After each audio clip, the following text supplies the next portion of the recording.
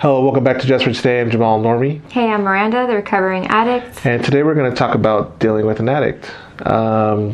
First thing, though, we got a scripture. Today's scripture comes from Romans 12:12. Rejoice in hope, be patient in tribulation, be constant in prayer.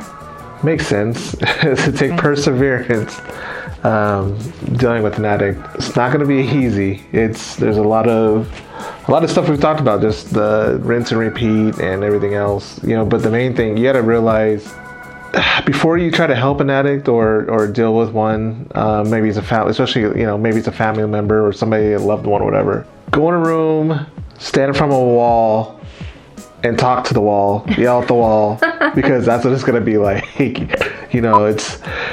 It's not gonna be. No, because the wall's not talking back to you. The wall's not yelling at you. The wall's not throwing stuff at you. The wall's not threatening you. The wall's not still crying at you. Yeah. Not, There's no emotion. Yeah. But it's, that's true. There's that side of things too. But thinking, luckily, the more I learned about stuff, you were bad, but you weren't bad, crazy bad. Maybe it's because you're functioning. Maybe. Yeah, you weren't doing it because you, per se, like to have fun, I guess, maybe. Yeah.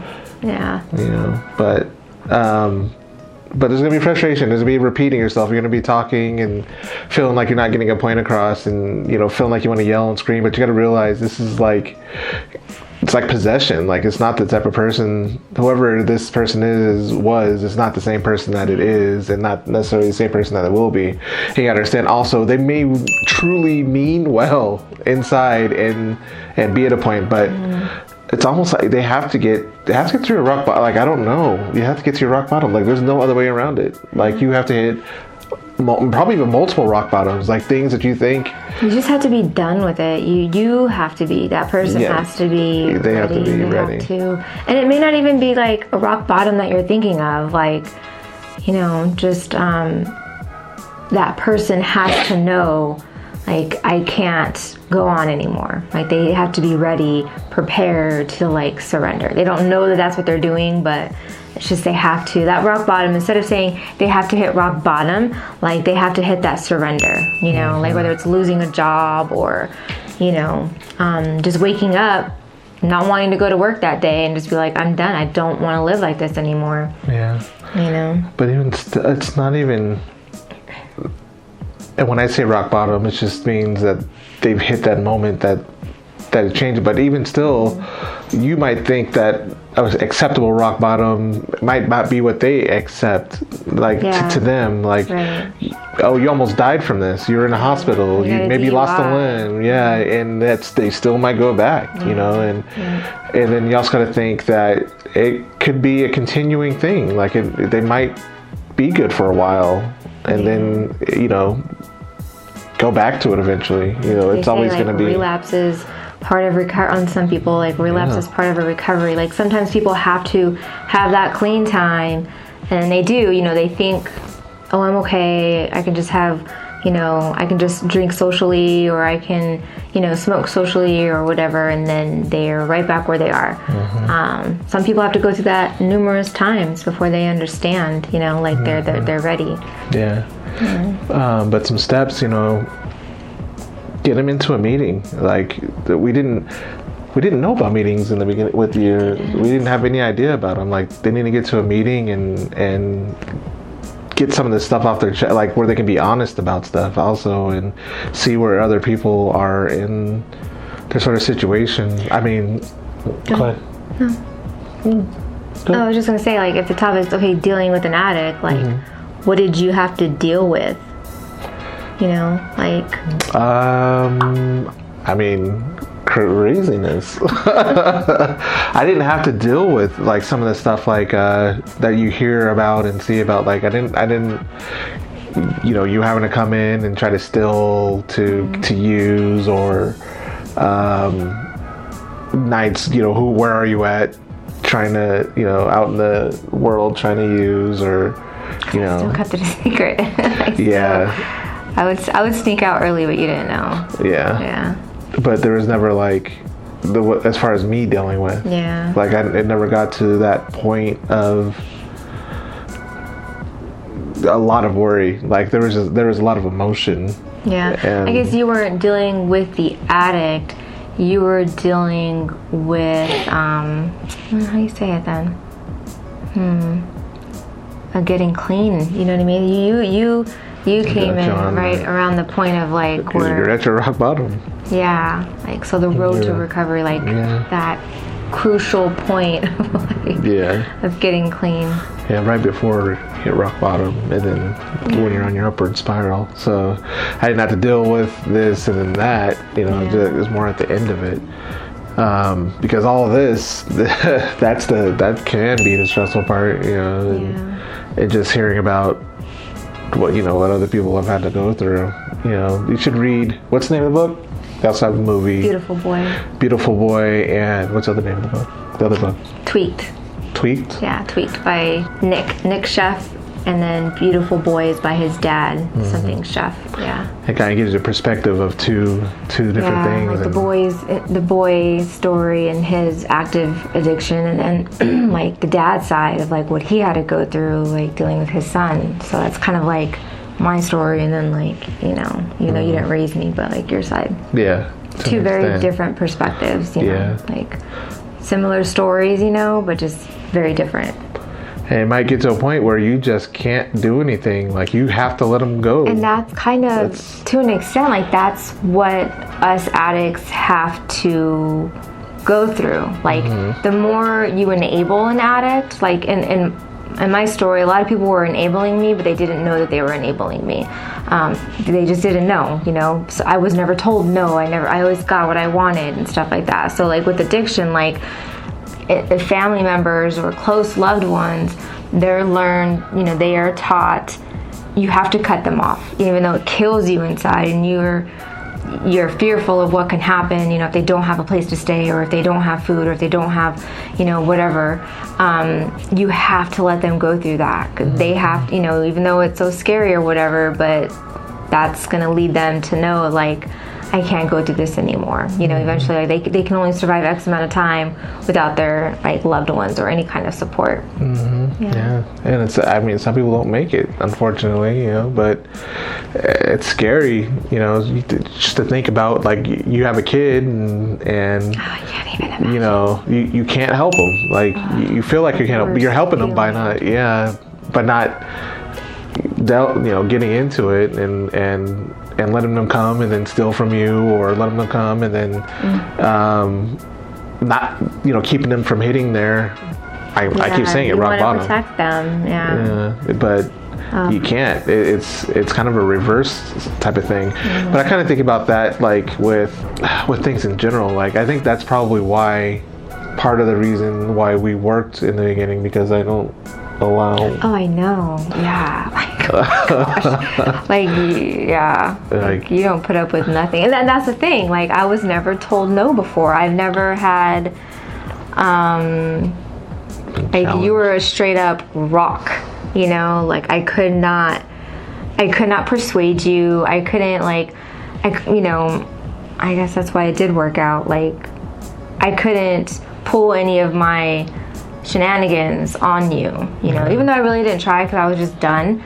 But I had not a fear, but I knew I couldn't go there with you. Like I knew if you found out that I slipped up and I went off to go smoke, or I know if I would have done anything, like that would have been it. It would have been done. You're just like you would have been done. Yeah, I don't know. But also I feel like that has to do with the way I was brought up, and being raised. No, I just definitely. think that's your stubbornness. No, I think it's because the way I was brought. That's how my mom raised us, to be strong and to be, think about stuff, and and that sort of mindset in general. No means no, yes means yes. There's a clear cut. That gray. A lot of people get lost in that gray. Yeah, and I had a lot of gray growing up. A lot of gray. Yeah. You're grounded. Oh, but you can go, Yeah, no. We're grounded. You're sitting in that room. There's no TV. There's no sitting on the phone. There's no leaving. Like, so I always, sled, and me being the youngest, you know, like, oh my God, I just got away with so much, and I was just so used to that. I think, and that's, you pass away, like everything up to that point, up to our point, that's what you're used to, and you can't have that in being addicted. Like, people shouldn't, that's not the way people should be thinking anyway, because that's part of the issue with a lot of societies. People thinking that like customer service is so stupid, like it's just dumb, like it's just, and that feeds on that. Because the customer's always right. Yeah, and they're not. Just like a kid's not always, you know, right. Just like an addict's not right. You know, it's if we learn to be stronger and to know no means no, and you know X, Y, and Z, you know, we wouldn't have as many issues as we have in the world, in the United States, especially in the United States. And kind of get back to what I was saying in the beginning, like you can think that you're okay, and then one day you got to think that they could slip up again. You know, they could have that familiarity, be around something, smell something, whatever the case is, and then just feel like they need to. Like, do you think that you would ever slip up like this, or any? Do I think so? No, but does it cross, like you know, because I'm still like new in my program, I'm not, like those scenarios cross my mind. Like, even if I'm like 7 years in, and let's say, you know, you're off on a trip and I'm alone. It's when you're alone, when you're left alone in your thoughts, you know, like, that's when, But then again, that's why you have to keep those resources close to you. So to answer your question, like, I do have thoughts of like how it could happen, you know, but that's why, stay close to my sponsor. I'm always going to my meetings and working my steps and just talking about what's going on in my head. So I had to be held accountable, you know, but you know, because I hear stories all the time, you know, like even people who've been clean for, you know, like even like 12 years, you know, it's just like, it's just dormant. It's living in you and it's just sleeping right now. And at any minute, you know, it can wake up if you're not paying attention. Yeah, and that's why, like, when we're in our earlier videos, how she said, I'm addict, blah, blah, blah, Miranda, because it's always in you, you know, it doesn't necessarily go away. And now I say I'm a recovering addict because I'm a recovering addict. I'm always going to be an addict, right? But it's not in recovery. It's not to put in anything negative or whatnot. It's owning what's going on. I have to own, accept I'm an addict. Yeah, and that's the first part of recovery. You know, getting better. You have to admit it. You know, this is what I am. You know, this is what can I do to fix it. You know, that's the next step. Yeah. So. But also with dealing with an addict, you have to have rules and guidelines, and they have to be, that's what they are, you know. So with us, what's going on in your head? Are you starting to feel, anytime you start to feel anything, you need to talk to me, like tell me immediately, you know, something's wrong with me. Gosh. Good grief. Yeah, I sure told you. I told you. I remember one time even too, you're like, you're like, do you need an MRI of your brain? Like, you seriously thought like something was like wrong with my head, and something is wrong with my head. Like, if you would have taken an MRI of my brain, then who knows what it would have shown, you know? And actually, that's what I'm learning. Like, scientifically, it takes 2 years, you know, to fix your brain. Grow, repair, change. You know, it can be a struggle, but it can be done. And like yours was you're basically, I mean, cold turkey to an extent. Like, it was no back and forth for the most part. You know, thanks God willing, you know, thank God. So you have to be patient and consistent in prayer. Like, you have to, that, you know, like the scripture said, you have to. It's not an optional. But it can be done. There's hope. Like, it's not. They may not, what you're seeing in somebody or what you're dealing with, if you are in it, it doesn't, you may not be at that point yet, but, you know, you stick to it and you will, you know, one way or another, perseverance. Yeah. There's a lot of hand holding too, you know, like communication, And then you did a lot, you set rules and boundaries. Yeah. Routines have to be changed, You have to set routines. Yeah, new routines. Everybody uses for something different. So you have to find out why are they using in the first place. Was it an emotional thing? Yours was to be Supermom, basically.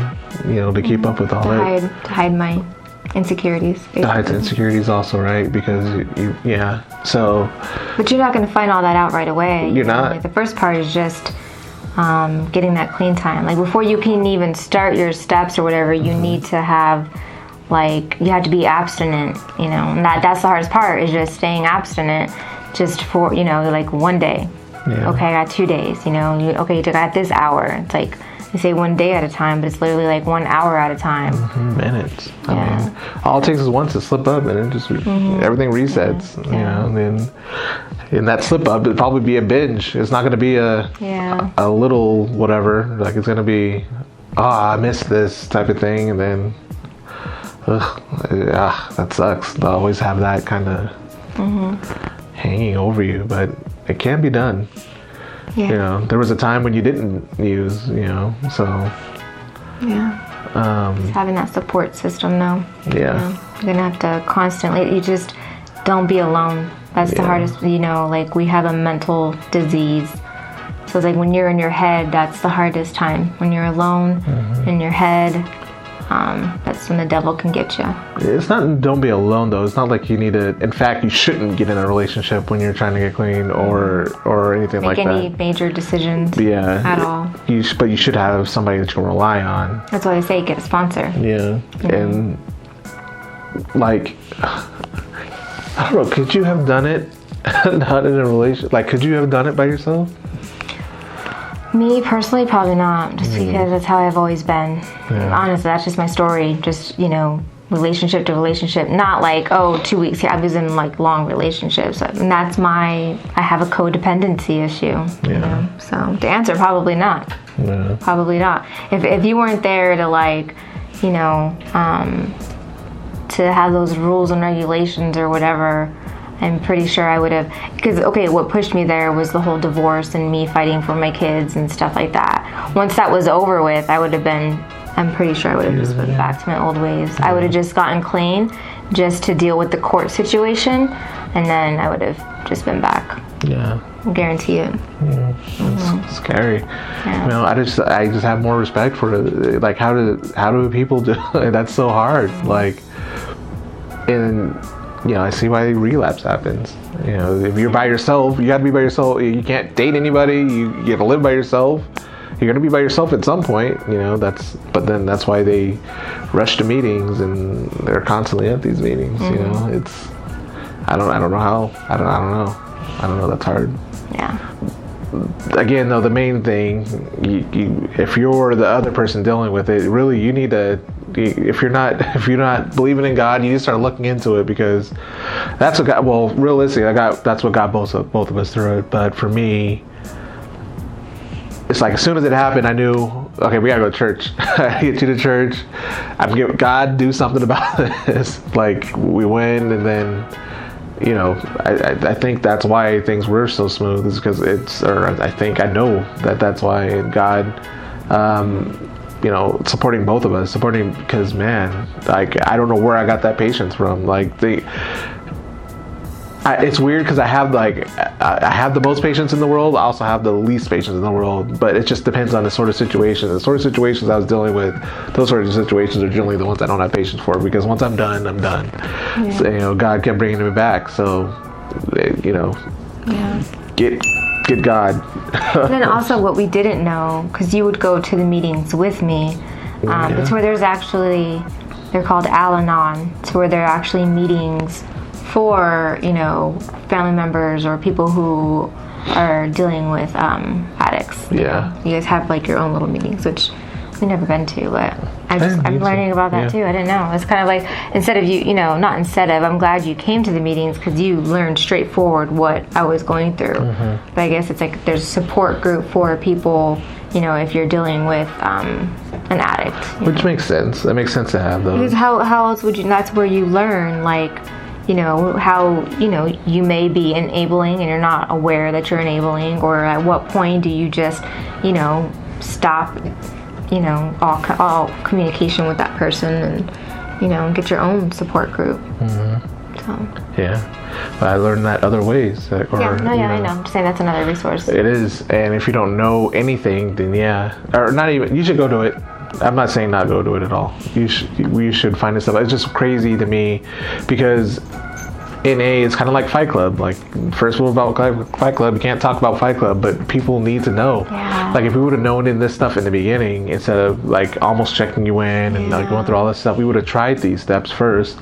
But it's like I think you have to know somebody in it to know about it. Which, I mean, eventually that's gonna get. But that's the thing. Sorry.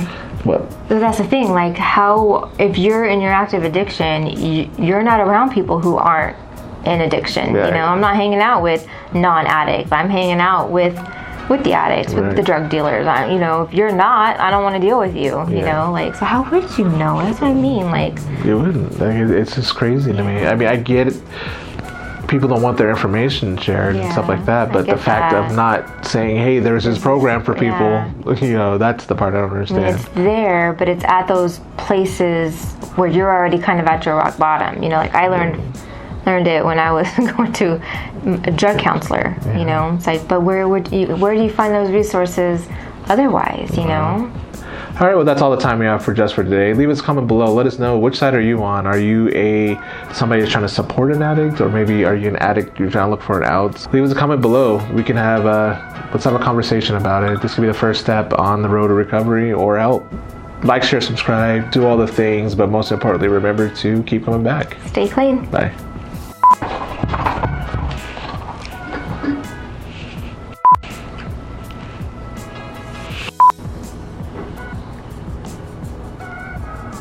What's the topic? I'm dealing with an addict.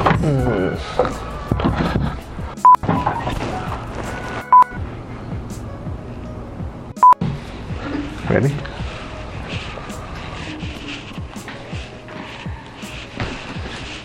Is my hair bubbly anywhere? Bubbly? You always have a piece sticking up and you never tell me. Bubbly. Like, is there like a piece hanging out anywhere? A piece hanging out? All your hair is hanging out. What do you mean? Hello, welcome back to Just for Today. Testing. Say something. Turn your phone off. Stop being annoying. And today we're going to talk about helping. Why do we keep want to say helping an addict? Dealing with an addict? Mm-hmm. Let's start back from the beginning. In prayer. So that's like 3 lines. Did you memorize it? No. Oh my god.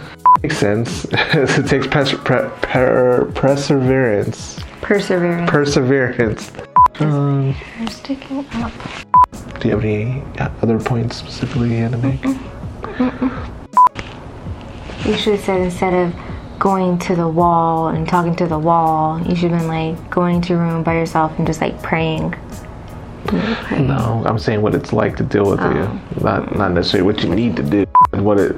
Go into a room, do this. This is what it's like dealing with an addict. Okay. Like yelling, talking into a wall, because you ain't gonna get any response back. And the responses back that you get aren't even necessarily true or good. It's frustrating. All right, well, that's all the time we have for Just for Today. An addict, you're trying to look for an out. Comment below. This could be the first step